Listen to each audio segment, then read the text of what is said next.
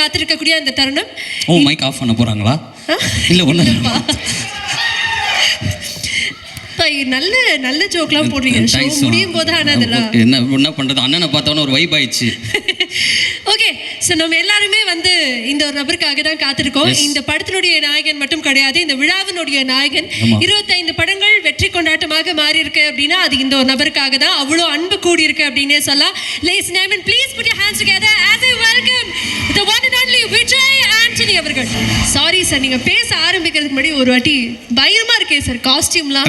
என்ன சார்? எல்லாம் ப்ரமோஷனுக்காக தான். படம் சூப்பர். பின்னாடி கூட பிரிண்ட்லாம் பின்னாடி வருதா பாத்து. வாவ், சக்தி திருமகன் செப்டம்பர் 19th அண்ணன். ஆனால் ப்ரமோஷனில் கூட எமோஷனில் நீங்கள் வந்து அந்த ப்ரமோஷனை மறைக்கல தெரியுமாண்ணே? தேங்க்யூ. 19th மட்டும் நீங்கள் மறைக்கவே இல்லைண்ணே. சரி, எப்போ பார்த்தாலும் கையை விட வச்சிங்க. சூப்பர்ண்ணே. இங்கே எங்களுக்காக சக்தி திருமணம் படத்துக்காக வந்திருக்கக்கூடியவங்க அனைத்து மக்களுக்கும் என்னுடைய மனமார்ந்த நன்றி தெரிவிச்சுக்கிறேன். 25 படம் இது வரைக்கும் ஆயிருக்குன்னு சொல்கிறாங்க. என்னால் இப்போவும் நம்ப முடியல. இப்போ தான் ஜீவா சங்கரோட டைரக்ஷனில் நான் படம் ஷூட்டிங் ஆரம்பித்த மாதிரி இருக்குது. நேற்று சட்டுன்னு பார்த்தா 25 படம். ஆக்சுவலி இந்த 25 படத்தோட கவுண்ட் வந்து பார்த்திங்கன்னா ஃபுல்லாக ஹீரோ நடித்த படத்தெல்லாம் சேர்க்கல அவங்க. அந்த கிழக்கு கடற்கரை சாலையை பார்த்துருக்கீங்களா? நான் ப்ரொஃபஸராக ஆக்ட் பண்ணியிருப்பேன்ல, பார்த்துருக்கீங்கல்ல? ஆமாம். அதான் அந்த படம். ஆர்ட் ஸ்டுடியோவில் அப்பேர் பண்ணது, சாந்தனு படத்தில் நான் கெஸ்ட் ரோல் பண்ணது, சின்ன சின்ன படங்களில் நடித்த கெஸ்ட் பெர்ஃபார்மன்ஸ்லாம் சேர்த்து 25 கவுண்ட் வந்திருக்கு. ஐ திங்க் நான் வந்து ஒரு 20-19 பண்ணியிருப்பேன்னு நினைக்கிறேன். ஸோ எனிஹவ் எல்லா படமும் சேர்த்து 25 படமாக ஆயிடுச்சு. ஆமாண்ணே. அந்த 25வது படம் வந்து உங்கள் படமாக இருக்கும்னு சொல்லிட்டு நான் கண்டிப்பாக கனவுல கூட நினச்சி பார்க்கல பிரபு. அதான் நிறைய இடங்களில் சொல்லியிருக்கேன், நான் இது மாதிரி உங்கள் கூட ஒர்க் பண்ணுவேன்னு தெரியாமலே எல்லா இடத்துலையும் எனக்கு பிடிச்ச படம் வந்து அருவின்னு தான் சொல்லியிருக்கேன். அந்த மலைப்பு போகாத அளவுக்கு வாழும் ஒரு ஒண்டர்ஃபுல்லாக பண்ணியிருந்தீங்க. ஒரு நாள் நான் வீட்டில் இருக்கும்போது ஒரு மெசேஜ் வந்துச்சு. ஆக்சுவலாக அருண் பிரபு கிட்டேருந்து உங்களை பார்க்கணும் சார், உங்க கூட படம் பண்ணணும்னு சொல்லிட்டு. சத்தியமாக நம்பவே இல்லை பிரபு, நீங்கள் எனக்கு தான் மெசேஜ் பண்ணீங்கன்னு. விஜய் தேவரகொண்டா சில இன்டர்வியூவில் சொல்லியிருக்காரு, மச்சான் வா படம் பண்ணலாம் அப்படின்னு கேட்கும்போது, இல்லை மச்சான் நான் வரேன் மச்சான்னு சொல்லியிருப்பீங்க. நீங்கள் தான் வந்து பிஸியாக இருக்கேன், இல்லை அந்த கதை மேட்ச் ஆகலைன்ற மாதிரி உங்கள் பதிலெலாம் சொல்லியிருக்கீங்க. ஒருவேளை விஜய் தேவரகொண்ட அவருக்கு போடுற மெசேஜ் எனக்கு தெரியாமல் போட்டிங்களோன்னு நினச்சி பார்த்தேன். அப்புறம் நீங்கள் நேரில் வந்து பார்க்கும்போது கூட நீங்கள் கதை சொன்ன விதம், பர்சனாலிட்டி எல்லாத்தையுமே வந்து ரொம்ப மலைச்சி தான் பார்த்துட்டு இருந்தேன். நீங்கள் வர்றதுக்கு முன்னாடியே வந்து இந்த படத்தை பண்ணிடணுன்ற முடிவோடு தான் மீட் பண்ணேன். ஃபஸ்ட் ஆஃப் சொல்லும்போது வேறு லெவல் பட்ஜெட்டு. இந்த படத்தெல்லாம் வந்து நான் வழக்கமாக மீடியம் பட்ஜெட்டாகவே பண்ணி பழக்கப்பட்டேன்னா வந்து இந்த படத்தை பண்ண முடியுமான்னு என்னால் வந்து நோன்னு சொல்ல முடியாது. வந்து கேட்குறது அருண் பிரபுவாச்சு, சரின்னு ஒத்துக்கிட்டேன். கதை வேறு பயங்கரமாக இருந்துச்சு, ஒரு வழியில் பண்ணி ஆகணும்னு சொல்லிட்டு. செகண்ட் ஆஃப் கேட்டு முடித்தேன், எனக்கு கதை புரியல. ஏன்னா ஃபுல்லாக அரசியல் பொறுத்த வரைக்கும் பெரிய அறிவுலாம் எனக்கு கிடையாது. சரி ஏதோ அருண் பிரபு தானே சொல்கிறாரு, கண்டிப்பாக அறிவியல் நிறைய அரசியல் பேசியிருப்பாரு. வருதுன்னா டம்ஸ் அப் மட்டும் கொடுங்களேன். வருது, ஓகே போயிடலாமா? Okay, thank you sir, thank you. Okay. So first off கேட்ட உடனே வேறு நாம் வரும்போதே முடிவு பண்ணிட்டேன். ஆனால் பயங்கர செலவாகும் போல் இருக்கு, பட் என்ன பண்ணுறது, அருண் பிரபு கேட்டார் பண்ணிடலான்னு சொல்லிட்டு கதையும் வேறு லெவலில் இருந்துச்சு. செகண்ட் ஹாஃப் கேட்கும்போது எனக்கு ஒன்றுமே அரசியல் தெரிக்குது, வசனங்கள்லாம் வந்து புரியல, இது என்ன சொல்ல வரான்னு தெரியல. சரி படம் போட்டு கடைசியில் நிறைய என்னோடய ஃப்ரெண்ட்ஸ் பார்த்தாங்க, எதுவும் குறியீடு இதாக வச்சுருக்காரா படத்துக்குள்ளே அப்படின்னு சொல்லி பயந்து கேட்டேன். குறியீடு இல்லை சார், டைரெக்டாக சொல்லியிருக்காரு. நேராக தெரிக்குது, உங்கள் நிலைமை என்ன ஆகும்னு தெரியல இந்த படத்துக்கு அப்புறம்னு சொல்லிட்டு என் ஃப்ரெண்ட்ஸ்லாம் சொன்னாங்க. என்ன ஆனாலும் இது ஆர்ட் ஃபார்முக்குள்ளே இருக்குது பிரபு, ஆர்ட்டாக தான் நீங்கள் பண்ணியிருக்கீங்க. என்ன நீங்கள் எப்படி சொல்லியிருந்தாலும், எந்த கட்சியை பற்றி நீங்கள் என்ன பேசியிருந்தாலுமே இதை வந்து எல்லாருமே கண்டிப்பாக படமாக மட்டும்தான் பார்ப்பாங்க. நானும் அப்படி தான் பார்த்தேன். So one of the very important film in my career. Thank you so much. And ஒரு படம் உருவாகுதுன்னா வந்து அதுக்கு டைரக்டர் எவ்வளோ முழு முதற் காரணம் எனக்கு நல்லாவே தெரியும்.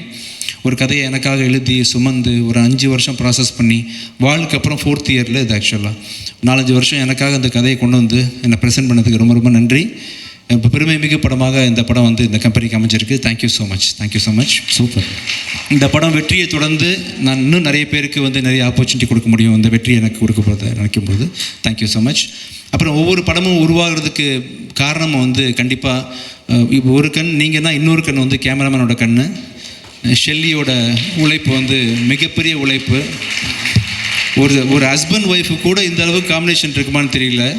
அவங்க சார் சொன்ன மாதிரி குசு குசுன்னு பேசிப்பாங்க, என்ன பேசிக்கிறாங்கன்னு தெரியாது. வேறு லெவல் காம்பினேஷன் நீங்கள் 2 பேருமே. கடைசி வரைக்கும் நீங்கள் 2 பேருமே சேர்ந்தே படம் பண்ணணுன்னு ஆசைப்பட்றேன் ஆக்சுவலாக. Thank you so much. Arun Prabhu Shelly கூட்டணியில் இன்னொரு படமும் தயாராகிட்டு இருக்கு, நம்ம கம்பெனியில் பண்ண போகிறோம். அதை பற்றின அறிவிப்புகள் வந்து கூடிய சீக்கிரம் நான் சொல்கிறேன் கூட. Thank you so much. அப்புறம் மகாராஷ்டிராலேருந்து 1, கேரளாலேருந்து 1ன்னு சொல்லிட்டு ஹீரோயின் நமக்காக கொடுத்துருக்காங்க. சார் எப்படி சார் அது how was it even possible? உங்களுடைய படத்தில் மட்டும்தான் சார் இப்போ 2 states 3 states இந்த மாதிரி ரீயூனியன்லாம் நடக்குது சார். ஆமாப்பா, ஆமாம். பேன் இந்தியாவை இப்படி கிரியேட் பண்ணுறோம். ஃபுல்லாக டைரக்டரோட சாய்ஸ் தான். ஓகே. வழக்கமாகவே அவரோட அருவி படம் அண்ட் வால் படத்தெல்லாம் பார்த்தீங்கன்னா ஹீரோயின் செலெக்ஷன் பெக்யூலராக இருக்கும். இந்த படத்தில் யார் செலக்ட் பண்ண, நானும் எல்லா கான்டாக்டும் கொடுக்குறேன் அவர்கிட்ட, தெரிஞ்சவங்க, நடித்தவங்க, டாப்பில் இருக்கிறவங்க எல்லாத்தையும் கொடுக்கும்போது, இல்லை சார் நான் ஒரு பெக்யூலராக தேடிட்டு இருக்கேன்னு சொல்லிட்டு கடைசியாக வந்து திருப்தியை செலக்ட் பண்ணி ஃபோட்டோ காமிச்சார். அப்போ தான் வெரி பெக்யூலியர் ஃபேஸ் இந்த படத்தில் வந்து இந்த கேரக்டருக்கு வந்து இவங்க இந்த மாதிரி ஒரு ஒரிஜினல் எமோஷன் ஃபீலிங் கொடுக்க முடியாது யாருனாலையுமே. சூப்பர். இவர் படத்தை பார்த்தீங்கன்னா ஆக்சுவலாக சினிமா மாதிரி தெரியாது, ரியல் கேரக்டர்ஸ், யாருக்கு மேக்கப் கிடையாது ஆக்சுவலாக. ஒருத்தர் கூட மேக்கப் இல்லாமல் ரியலாக வேர்த்து விறுவிறுத்து படம் பண்ணி வித்தியாசமான ஒரு எக்ஸ்பீரியன்ஸ் எனக்கு. அண்ட் அவர் கூட நிறைய கற்றுக்கிட்டேன், நிறைய இன்புட் எனக்கு கிடைச்சிது. ஆஸ் அ டைரக்டராக நிறைய எனக்கு உங்களை அறியாமல் எனக்கு சொல்லிக் கொடுத்துருக்கீங்க பிரபு.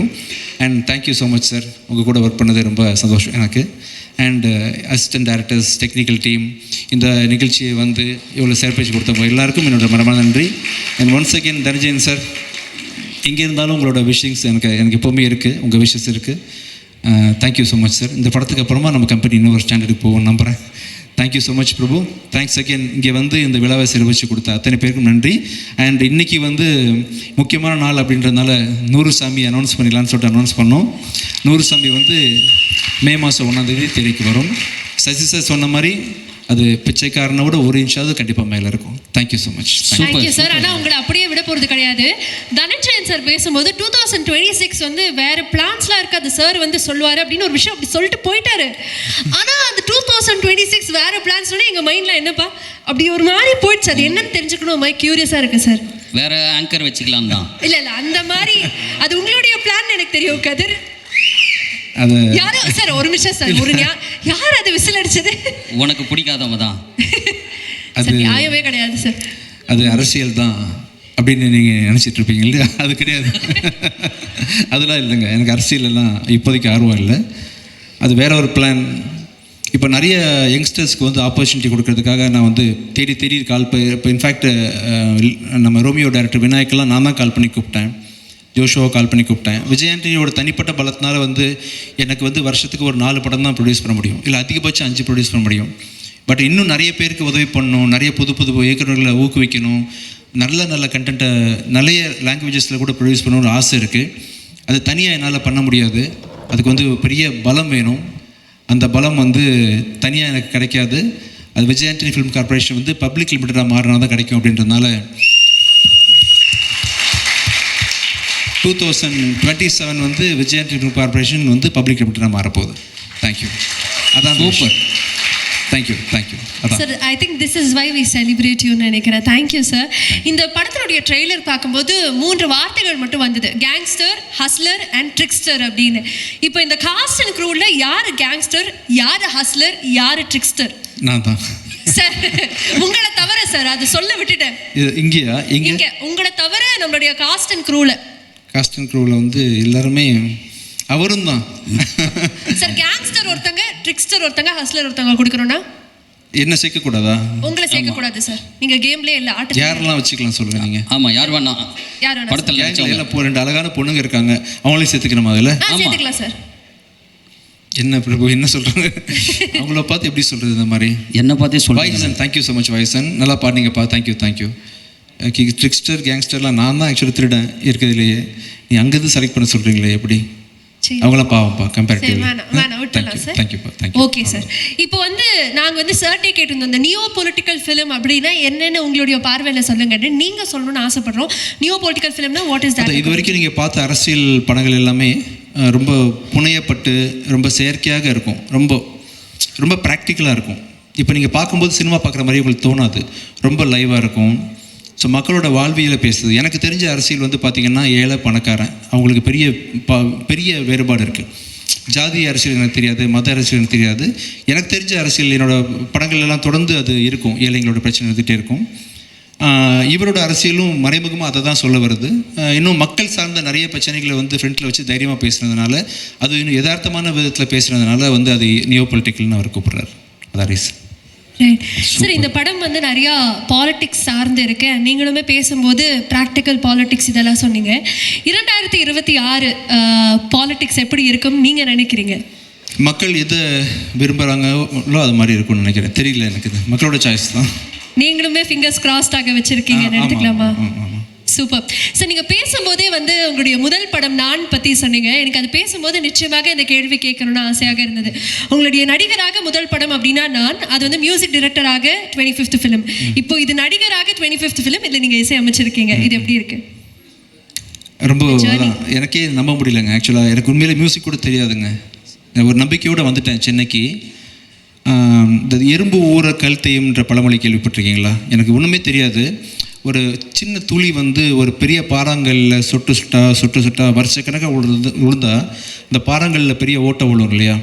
அது மாதிரி நான் வந்து ஒன்றுமே தெரியாது தான். ஆனால் தொடர்ந்து ஒரு வேலையை தினைக்கும் செஞ்சுக்கிட்டே இருக்கேன். செய்கிறதுக்கான ரிசல்ட்டு தான் நீங்கள் வந்து மியூசிக்கில் பார்க்குறீங்க, நான் ஆக்டிங்கில் பார்க்குறீங்க. ஸோ இந்த இது வந்து நான் பெரிய சாதிச்சிட்டேன் அப்படின்றத நான் புகழ் வாங்கிக்க விரும்பலை. I still don't know. இதை பார்க்குறவங்க எல்லாருமே இப்போ ஆவரேஜாக இருக்கக்கூடிய ஒன்றும் தெரியாத விஜய் ஆண்டனி இவ்வளோ பண்ணும் பொழுது, இவ்வளோ மியூசிக் நாலேஜோடு நான் எவ்வளோ பண்ண முடியும், இவ்வளோ நடிப்பு திறமையோடு எவ்வளோ பண்ண முடியும்னு சொல்லிட்டு பல பேரை ஊக்குவிக்கும் இந்த விஷயம் அப்படின்றதுக்காக சொல்கிறேன். அண்ட் இந்த 25 இயர்ஸ் ஜேர்னின்றது பார்த்திங்கன்னா தொடர்ந்து நான் செய்கிற அந்த முயற்சி, தெரிஞ்சுக்கணும் அப்படின்ற ஒரு மெனக்கெடல் தான் அப்படின்னு நினைக்கிறேன் ஆக்சுவலாக. நிச்சயமாக சார், இன்னும் many more years to come sir. அதே மாதிரி உங்களுக்கு பல பரிமாணங்கள் இருக்குது. இப்போ வந்து ஒரு டிரெக்டர் விஜய் ஆண்டனி சார்ட்ட ஒரு கேள்வி கேட்கணும்னு ஆசைப்பட்றேன். டிரெக்டர் விஜய் ஆண்டனி அவர்களுக்கு நடிகர் விஜய் ஆண்டனி அவர்கள்ட்ட என்ன விஷயம் ரொம்ப பிடிக்கும்? நடிகர் விஜய் ஆண்டனியை பிடிக்காது எனக்கு ஆக்சுவலாக. சார், பிடிச்ச ஏதாவது ஒரு விஷயம் இருக்கும்ல? இல்லை, டேரக்டராக நான் வந்து என்ன பெருசாக காஸ்ட் பண்ண மாட்டேன். பட் அன்ஃபார்ச்சுனேட்லி பிச்சைக்காரன் பிராண்டுக்கு நான் நடித்தா தான் பிச்சைக்காரன் ஆகுதுன்றதுனால பிச்சைக்காரன் 2 என்ன வச்சு டைரக்ட் பண்ணிட்டேன்.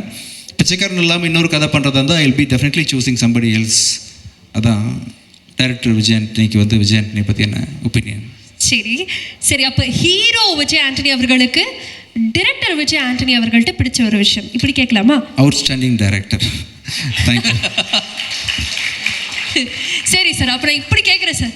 ப்ரொடியூசர் விஜய் ஆண்டனி அவர்களுக்கு டைரக்டர் விஜய் ஆண்டனி அவர்கள்ட்ட என்ன பிடிக்கும்? பொறுப்பு, செலவு பார்க்க மாட்டான், அதான் பிரச்சனை. கண்ணு மண்ணும் தெரியாமல் செலவு பண்ணுவான், கேர் பண்ணிக்க மாட்டான், பட்ஜெட் பற்றி. கண்டென்ட் தான் முக்கியம் நினைப்பான். அதான் ப்ரொடியூசர் விஜய் ஆண்டனி. ஆமாம், கொஞ்சம் கவலை தான். Okay sir. சரி சார், நீங்கள் வந்து இப்போ ரொம்ப நேர்மையாக பதில் சொல்கிறீங்க. அதே மாதிரி உங்களுடைய மனசாட்சி இங்கே வந்தால் எப்படி இருக்கும் அப்படிங்கிறத பார்க்கணுன்னு ஆசைப்பட்றோம். ஸோ நான் வந்து சில கேள்விகள் கேட்க போகிறேன். உங்களுடைய மனசாட்சியாக வந்து நம்மளுடைய கதிர் அவர்கள் இருக்க போகிறாங்க. ஸோ நீங்களும் ஒரு பதில் சொல்வீங்க. உங்களுடைய மனசாட்சி என்ன பதில் சொல்லுது அப்படிங்கிறத வந்து நாங்கள் பார்க்க போகிறோம். ஏற்கனவே ஒரு 30 கேள்வி கேட்டீங்க. சரி, நான் மனசாட்சி அண்ணனோட மனசாட்சி க்ளோஸ். ஓகே. அப்போ இவ்வளோ நேரம் நான் தெரிய மாட்டேனா? கேட்டுடா, மனசாட்சி ரெடியா நீங்க? கண்டிப்பா. ஓகே. ஆனா உங்க மனசாட்சியா ஒரு 2 நிமிஷம் இருந்துக்கிறேன் நான். சரிப்பா. சரி, இப்போ வந்து ஒரு இசையமைப்பாளராக விஜய் ஆண்டனி அவர்களுடைய மியூசிக் வந்து 90s கிட்ஸ்க்கும் பிடிக்குது, ஜென்சிஸ்க்கும் பிடிக்குது இல்லையா? ஆனா இப்போ இருக்கக்கூடிய ஜென்சி மியூசிக் டைரக்டர்ஸ் 90s கிட்ஸ்க்கு பெருசா பிடிக்கிறது இல்லை. என்ன காரணம்? உங்களுடைய மியூசிக் படி எப்படி எல்லா ஆடியன்ஸையும் கவர் பண்ணுது? 90s கிட்ட நீ அதை சொல்லிடு, ஏன் பிடிக்கலன்னு. என்னுடைய மனசாட்சியா இல்ல, அவருடைய மனசாட்சியா? 90s கிட்ஸ்க்கு பிடிக்கலையா? உங்களுடைய மியூசிக் எல்லாருக்கும் பிடிக்குது சார். ஓகே.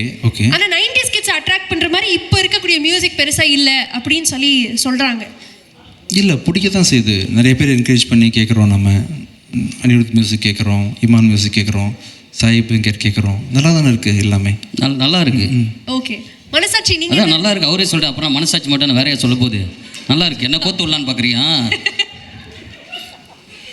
சரி, ஓகே சார். நீங்கள் வந்து நிறைய புது முகங்களை இன்ட்ரடியூஸ் பண்ணிட்டு இருக்கீங்க இல்லையா? அந்த மாதிரி அடுத்தடுத்து என்னென்ன விஷயங்கள் காத்துட்ருக்கு சார்? புது டைரக்டர்ஸ், புது கண்டென்ட்ஸ் தான். நிறைய பேர் வந்து முடிஞ்ச வரைக்கும் இந்த விஜய் கார்பரேஷன் ப்ரொடியூஸ் பண்ணுற படங்களில் 90% வந்து நியூ டைரக்டர்ஸ் இருக்கிறதுக்கு ட்ரை பண்ணுறேன். அதான் மனசில் இருக்குது இப்போதைக்கு. சார் இப்போ பொதுவாக சினிமான்னு எடுத்துக்கிட்டோம்னா சில டெர்மினாலஜிஸ்லாம் பயங்கர ட்ரெண்டாக இருக்கு. இப்போ ஃபார்ஸே வந்து ஒரு pan Indian film, universal film, இல்லை ஒரு யூனிவர்ஸ் கிரியேட் பண்ணுறது, மல்டிவர்ஸ் கிரியேட் பண்ணுறது, அந்த மாதிரி. ஸோ விஜய் ஆண்டனி அவர்களுடைய யூனிவர்ஸில் நீங்கள் ஒரு 4 நடிகர்களை வந்து உள்ளே சேர்த்து நடிக்கணும் அப்படின்னா அந்த 4 நடிகர்கள் யாராக இருப்பாங்க? கதிர் கண்டிப்பா. Sir thank you. கல்யாணியும் ஆக்ட்ரஸ் தானே, அதனால உங்களையும் சேர்த்துக்கிறேன். Okay sir. 2 இது இல்லாம வேற யார் இருக்கா? இன்னும் 2 பேர் சொல்லணும் சார். நீங்க 2 பொண்ணு சார், ஆமா. திருப்தி அண்ட் ரியா, 2 பேரும் வச்சுக்கலாம். சார் இது எல்லாமே இப்படி ஆங்கரே ட்ரிக் பண்ற மாதிரி பதில் சொன்னா நாங்க எப்படி ரொம்ப இப்போ இதுக்கு மனசாட்சி என்ன பதில் சொல்றதுன்னு யோசி. ஓகே, மனசாட்சி சொல்லுங்க. இல்ல, நியாயமா பேசுறாரு, அப்புறம் என்னது கதிர்னு சொல்லிட்டாரு, அப்புறம் அதுக்கு மேல மனசாட்சி பேசுற வாய்ப்பே இல்லை. இவங்க 2 பேரும் ஒரு பிளானிங்கோட இருக்காங்கன்னு நினைக்கிறேன். But anyways Vijay Antony sir, ஒரு பெரிய பெரிய பெரிய நன்றி. எனக்கு வந்து ரொம்ப நிறைவான ஒரு தருணமாக இது ஃபீல் ஆகுது. Before I say a big thank you to you, உங்களை பத்தி ஒரு சில மீம்ஸ் மட்டும் காத்துட்டு இருக்கு, அது மட்டும் பார்த்துடலாமா? கண்டிப்பா, ஷூர். எஸ்.